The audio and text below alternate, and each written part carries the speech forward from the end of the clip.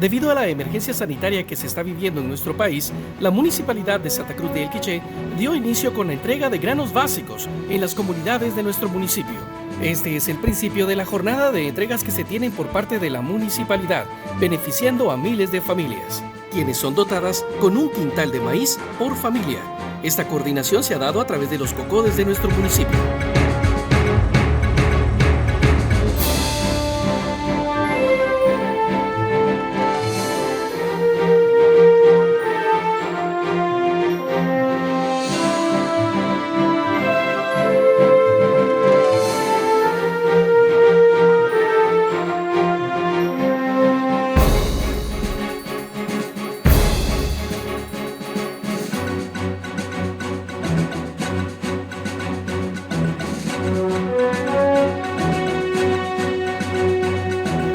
Agradecimiento a la municipalidad por este apoyo que nos está dando, y ahí sí que gracias por toda la ayuda que nos ha apoyado a otras personas también de igual manera, y igual ahí sí que nos está ayudando, así como estos tiempos que estamos pasando, ¿verdad? En estos días que estamos en escasos recursos económicos también.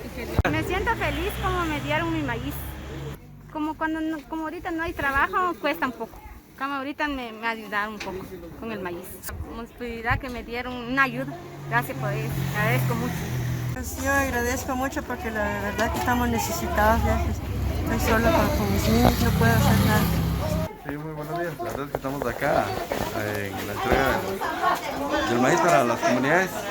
Diferentes comunidades, la verdad es que es bastante trabajo el que hay que hacer, pero sin embargo estamos acá para poder apoyar a la gente y que hoy ya puedan recibir ese incentivo que tanto han estado esperando. La municipalidad está brindando una ayuda directa a cada uno de los habitantes de las poblaciones, de las comunidades. A cada una de las casas va a llegar este tipo de apoyo. Todas las comunidades del municipio se trabajaron con 116 COCODES. Les queremos comentar que la municipalidad pues, está haciendo pues, su trabajo para darle a esta temporada que estamos atravesando, aunque sea una pequeña solución, porque sabemos que es bastante grande la inversión. Sin embargo, la municipalidad está haciendo lo suyo, aparte de lo que ha hecho en la población para sanitizar, pues también llevándoles este tipo de apoyo a las comunidades.